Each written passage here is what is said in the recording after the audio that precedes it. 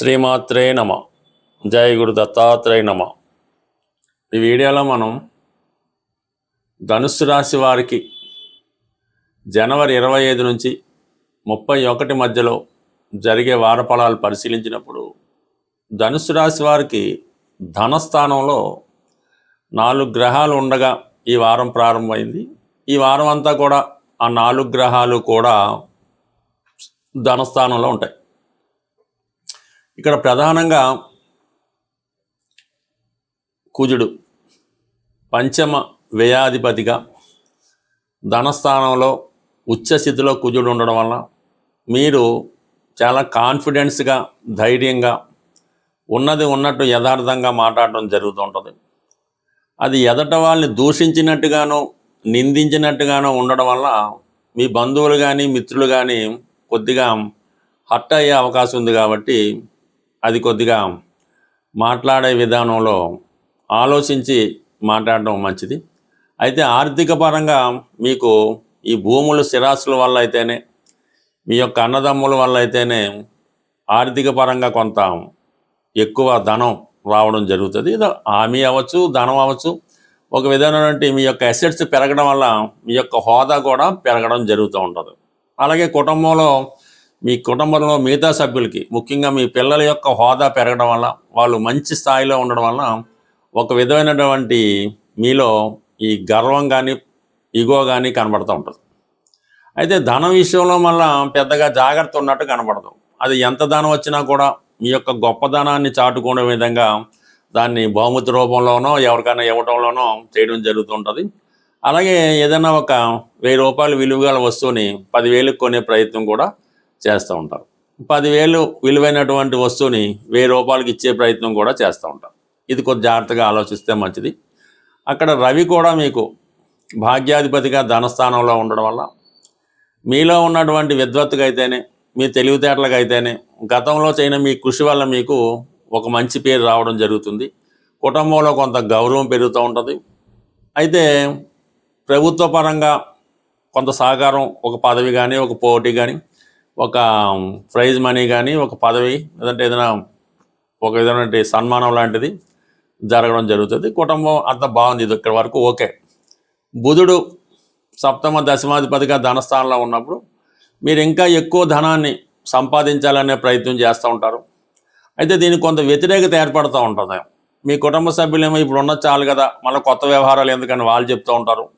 మీరు ఇంకా పెరగాలనే మీ తాపత్రయం ఒక విధంగా కుటుంబ సభ్యుల మధ్య ఒక విధమైన ఘర్షణ వాతావరణం ఏర్పడుతూ ఉంటుంది. కొంతమంది సహాయ నిరాకరణ కానీ, అంటే ఎదురుగుండా చెప్పలేకపోయినా పరోక్షంగా మిమ్మల్ని నిందించడం కూడా జరుగుతూ ఉంటుంది. శుక్రుడు మళ్ళీ అక్కడ ధనస్థానంలో ఉన్నాడు, షష్ఠ లాభాధిపతిగా ఉండడం వల్ల అంటే మీకు ధనం సహకరించడానికి మిగతా వాళ్ళు మీ ఫ్రెండ్స్ అవ్వచ్చు, ఫ్రెండ్ సర్కిల్లో వాళ్ళు మీరు ఏ వ్యాపారం చేద్దామన్నా, ఏది ఇన్వెస్ట్ చేద్దామన్నా వాళ్ళు మనీ ఇవ్వడానికి రెడీగా ఉంటారు. అంటే మీ కుటుంబ విషయాల్లో మళ్ళీ ఇతరులు కొంతవరకు కల చేసుకొని వాళ్ళు పెత్తనం చేసే ప్రయత్నం కూడా జరుగుతూ ఉంటుంది. మొత్తం మీద ఏమైనా చిన్నగా మొదలైనటువంటి కుటుంబ సమస్యలు, ఆర్థిక విభేదాలు అవి పెద్దగా మారి చివరికి కుటుంబం విడిపోయేంత దాకా ఇబ్బంది పడుతూ ఉంటుంది. కొంతమంది మౌనం వహించడం, కోపగించడం, అలగడం ఇలాంటి కార్యక్రమాలన్నీ కూడా కుటుంబ విషయాల్లో జరుగుతుంటాయి. కాబట్టి ఇవన్నీ జాతకుడు మనస్తాపానికి గురై ఏ ప్రయత్నం చేయాలన్నా ఈ కుటుంబ సభ్యుల యొక్క ఇబ్బందితో చేస్తున్న ప్రయత్నాన్ని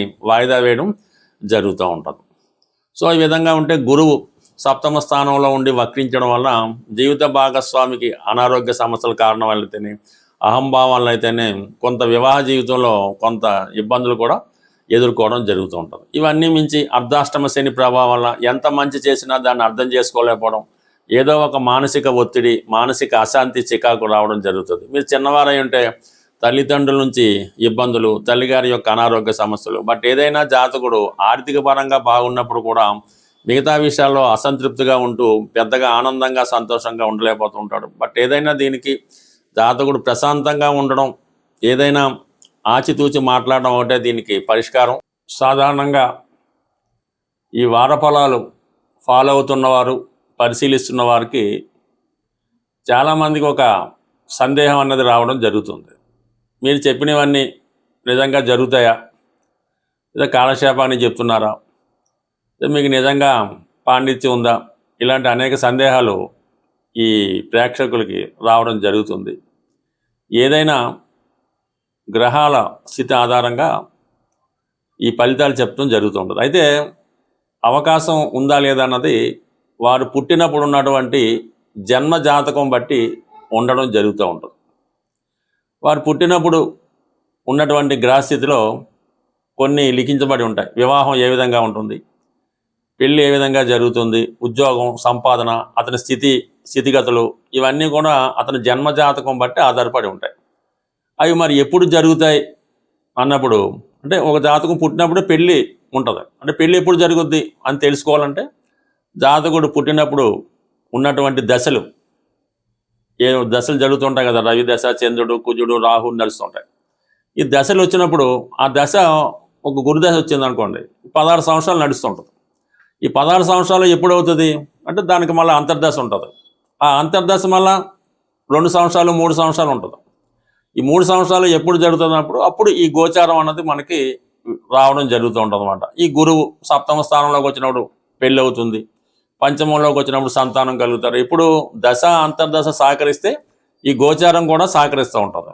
అలాగే ఏ సంవత్సరంలో జరుగుద్ది అన్నది గురువు చెప్తాడు, ఏ నెలలో జరుగుతున్నది రవి సంచారం అని తెలుసుకుంటాం అన్నమాట. అంటే రవి ప్రతి నెల ఒక రాశిలో మారుతుంటాడు కాబట్టి పలానా నెలలో ఈ సంతానం కలగవచ్చు, ఈ ఉద్యోగం రావచ్చు, ఈ ఆరోగ్యం కలగవచ్చు, రవిని బట్టి చెప్తాం. మరి ఏ రోజు జరుగుతుంది అంటే చంద్రుడి యొక్క సంచారం బట్టి చెప్తూ ఉంటుంది. ఏ సంచారం, చంద్రుడు ప్రతి 2 రోజులు 2.5 రోజులకి మారుతూ ఉంటాడు. ఏ రాశిలోకి వచ్చినప్పుడు, ఏ నక్షత్రం మీద సంచరించినప్పుడు ఈ సంఘటన జరగవచ్చు, పెళ్ళి ఎప్పుడు జరగవచ్చు, డెలివరీ ఎప్పుడు జరగవచ్చు, ఇవన్నీ ఈ చంద్రుడి యొక్క సంచారం బట్టి ఆ రోజు నిర్ణయిస్తాం. మరి రోజు నిర్ణయించే సరిపోయిందా, ఏ సమయంలో జరుగుతుంది అన్నది లగ్నాన్ని బట్టి చెప్తాం అన్నమాట. ప్రతి 2 గంటలకి లగ్నం మారుతూ ఉంటుంది. ఏ లగ్నంలో జరగవచ్చు, లేదంటే ప్రతి గంటకి ఒక హోర మారుతుంటుంది. రవి హోరలోనా, శని హోరలోనా, గురు హోరలోనా, ఏ హోరలో జరగవచ్చు, ఇవన్నీ కూడా హోరను బట్టి లగ్నాన్ని బట్టి చెప్పడం జరుగుతుంటుంది. అంటే ఇంచుమించుగా ఒక శుక్రదశ 20 సంవత్సరాలు ఉంటుంది. దాంట్లో రవి అంతర్దశ అన్నది 1 సంవత్సరం ఉంటుంది. దాంట్లో గురువు, ఈ శని ఇవన్నీ సూక్ష్మంగా వస్తూ చివరికి ఏ సమయంలో కూడా జరుగుద్ది అన్నది జాతకుడి యొక్క జన్మ వివరాలు కరెక్ట్గా ఉంటే తెలుసుకోవచ్చు. అయితే గోచారం అన్నది ఈ విధంగా సపోర్ట్ చేస్తుంది తప్ప జాతకుడికి ఆ విషయం లేదు. ఆ సంతాన యోగం అన్నది లేనే లేదు. 5వ స్థానంలో గురువు వస్తే ఏంటి, శని వస్తే ఏంటి, ఎవరు వస్తే ఏమిస్తారో జాతక చక్రంలో లేనిది. అలాగే ఉద్యోగం, జాతక చక్రంలో ఉద్యోగం ఉంటే ఉద్యోగం వస్తుంది, లేనిది అయితే రాదు. ఇవన్నీ కూడా కేవలం గోచారం అన్నది మీ జన్మ జాతకంలో ఉన్నవి ఎప్పుడు జరుగుతుందని చెప్పడానికి ఉపయోగపడతాయి. అవి ఉంటేనే మీకు జరుగుతాయి, లేనప్పుడు జరిగే అవకాశం అయితే లేదు. అవి ప్రాంతాల వారుగా మనం ఉన్న ప్రాంతాన్ని బట్టి, ఉదాహరణకు అమెరికాలో ఉన్న వాళ్ళకి రాహుదశ యోగిస్తుంటుంది, బ్రహ్మాండంగా అక్కడ బాగుంటుంది. మన ఇండియాలో భారతదేశంలో ఉన్న వాళ్ళకి, సాంప్రదాయంగా ఉన్న వాళ్ళకి గురుదశ బాగుంటుంది. ఈ విధంగా ప్రాంతాన్ని బట్టి కూడా మారడం జరుగుతుంటుంది. కాబట్టి బట్ ఏదైనా మనం ప్రతి దినచర్య ప్రకారం రోజు దైవ ప్రార్థన చేసుకోవడం, పర్టికులర్గా ఇది మాఘమాసం కాబట్టి ఈ మాఘమాసం అన్నది కృష్ణమూర్తి అంటే విష్ణు భగవానుడికి, కృష్ణుడికి ఇష్టమైనవి కాబట్టి ఈ మాఘమాసంలో వీలైతే ప్రతిరోజు నెలకొకసారి లేదంటే వారంకి ఒకసారి ఏదైనా వెంకటేశ్వర స్వామి టెంపుల్లో, సత్యనారాయణ టెంపుల్లో ఏ టెంపుల్ని దర్శించడం, వీలైతే విష్ణు సహస్రనామం, అంతగా కుదరకపోతే మరి వెంకటేశ్వర స్వామి గోవిందనామాలు ఏదో ఒకటి చేసుకోవడం, కనీసం శనివారం అన్న నియమంగా ఉండడం, ఏదో ఒక పుణ్యనది స్నానం చేయడం, ఏది మీకు వీలు అంటే ఏది అది సాంప్రదాయంగా పెద్దలు నిర్ణయించే ప్రకారం ఏదో ఒక పుణ్య కార్యక్రమం చేయడం వల్ల మన జాతకంలో ఉన్నటువంటి పాపకర్మలు నశించి కొత్తగా జీవితాన్ని ముందుకెళ్ళడం బాగుంటుంది. ఏదైనా ఒక పూర్వపుణ్యం కూడా మన జాతకంలోనే ఉంటుంది. గత జన్మలో వీడు ఏం చేసాడు అన్నది కూడా అందులో ఉంటుంది. అది మంచిగా ఉంటే ఈ జన్మలో అనుభవిస్తాం. అసలు పూర్వపుణ్యమే లేనప్పుడు ఈ జాతకం ఎలా బాగుంటుంది? ఇవన్నీ కూడా జన్మ జాతకం బట్టి ఆధారపడి ఉంటుంది తప్ప గోచారం అన్నది కేవలం ఆ టైం టేబుల్ లాగా జరుగుతుందా లేదన్న చెప్తూ ఉంటుంది.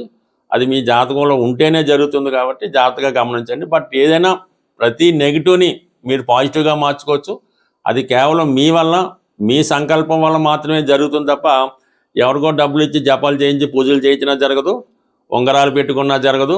ఏం చేసినా కూడా మీ యొక్క వ్యక్తిగత ప్రయత్నం, కఠోరమైనటువంటి దీక్ష, శాస్త్రాల మీద అపారమైన నమ్మకం ఉన్నప్పుడు మాత్రమే మీరు ఎంత చెడు కర్మ మీ జాతకంలో ఉన్న దాన్ని మంచిగా మార్చుకోవచ్చు. ఈవెన్ ఆయుష్ కూడా మీరు మీ చర్యల ద్వారా పెంచుకోవచ్చు, అలాగే మీ చర్యల ద్వారా తగ్గించుకోవచ్చు. ఏదైనా అది మీ చేతుల్లోనే ఉంటుంది తప్ప మీ జీవితాన్ని ఎవడు కూడా మీరు ఎంత ధనం పోసినా కూడా మార్చలేరు. కేవలం దైవ బలంతో మాత్రమే మార్చుకోవడానికి అవకాశం ఉంటుంది. స్వస్తి.